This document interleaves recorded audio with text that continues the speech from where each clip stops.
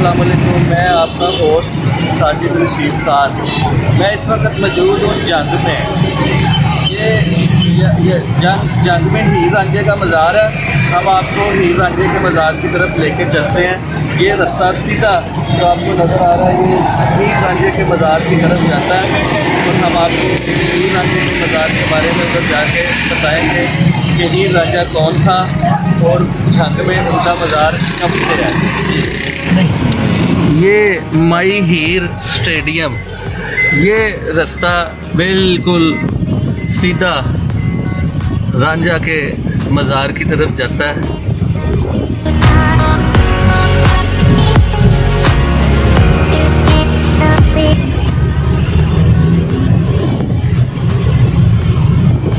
ये साइड पे इसके खूबसूरत ग्राउंड, और ये आप देख सकते हैं ये ग्राउंड की दीवार है, और बस ये सड़क जहाँ पे जाके ख़त्म होगी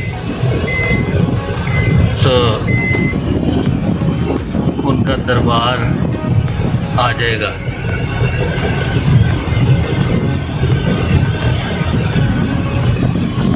आज गर्मी बड़ी थी और लोगों का इधर हजूम होता है, तो आज इधर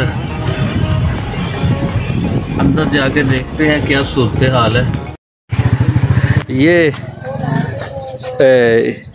आपके जो मज़ार है उसके बाहर ये जो खिलौने और मुख्तलिफ़ दुकानें सजी हुई हैं, और ये लोग यहाँ से अपना रोज़ी का सिलसिलेकार बनाते हैं।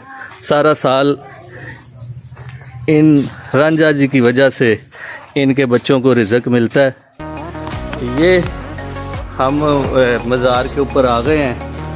ये दरबार आशिक माई हीर माई रांझा।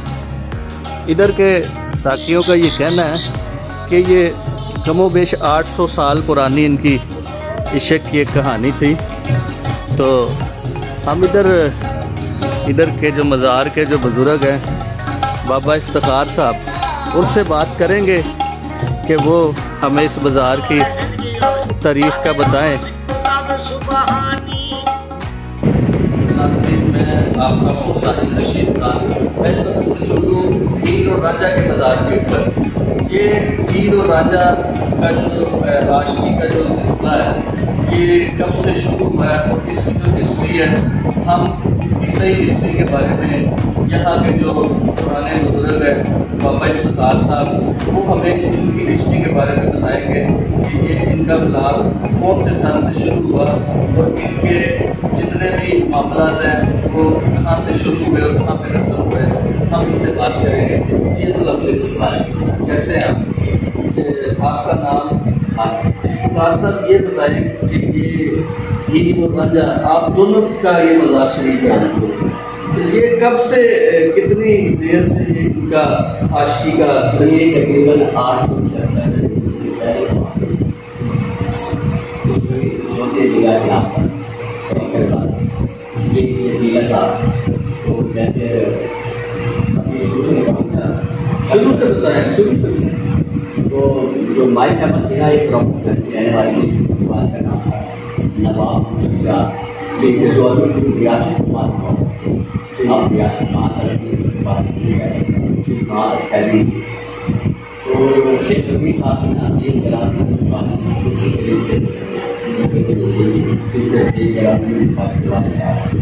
तो हमारी मीर साहब का नाना नवाब से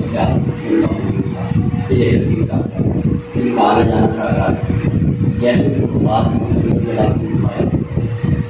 पहनाई विरासत, तो हमारे साहब की इज्जत भी उसके बाद 8 साल 8 साल उस वक्त ये कौन से सन की बात है? ये है तकरीबन आज से कोई 700 साल पहले, 750 या 800 साल पहले की तकरीबन कमोबेश की बात है। तो फिर जैसे से वहाँ से फिर जो नाम दिया गया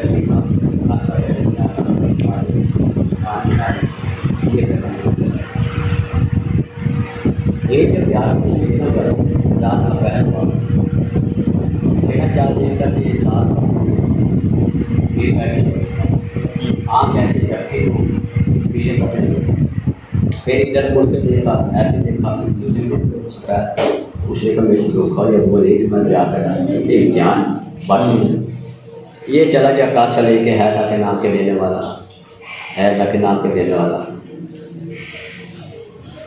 वो देखना तो ये था ना कि मेरी हीर कहाँ है। सैती थी, इसके निदान थी, खेड़ों की दी थी। उसने कहा लो बाबा जी खराब, उसने कहा तुम घर बेबुरा, मैं तेरे से क्या खराब हूँ।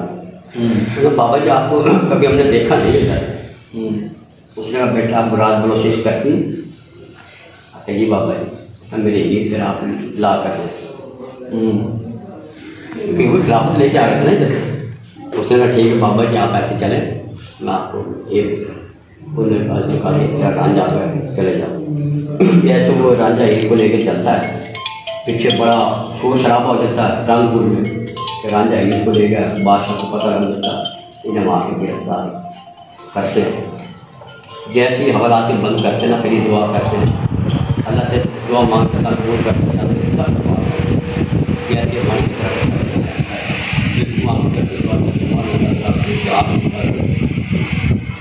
लोग फिर बार भागे बादशाह सलामती आदमी गलत पकड़ जाओगे बाहर निकल के आगे कभी दुआ ही गलत बादशाह ने फिर माफी मांगी बाहर निकाला।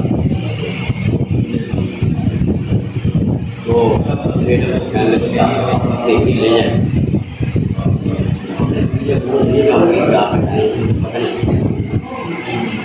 या हमारे को कहो है तो चल जाते हैं। उसके बाद बादशाह कहते आप खाए पिए आपकी शक्ति है, बादशाह सलामत से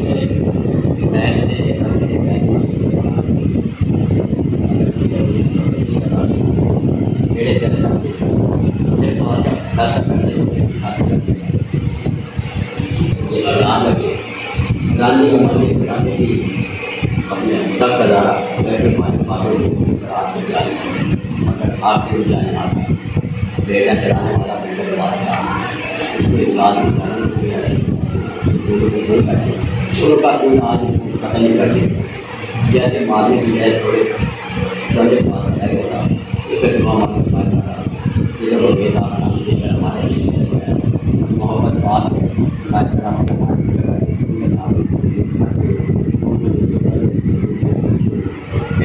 पूरे कहने के लिए इसी जगह यहाँ पर आपका ये मज़ार दोनों भी इकट्ठे मारने वाले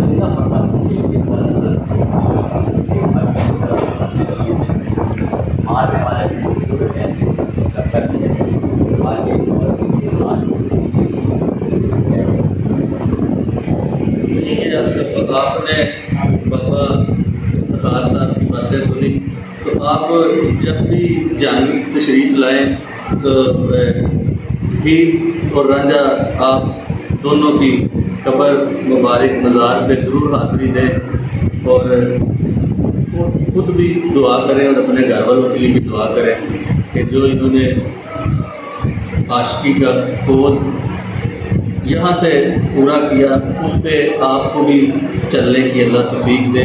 तो ये बाबा जी से आप जब आएँ तो इनसे लाजमी मिलें और इनकी खिदमत करके जाएँ। इनको इनके बारे में सारी तारीख का पता है।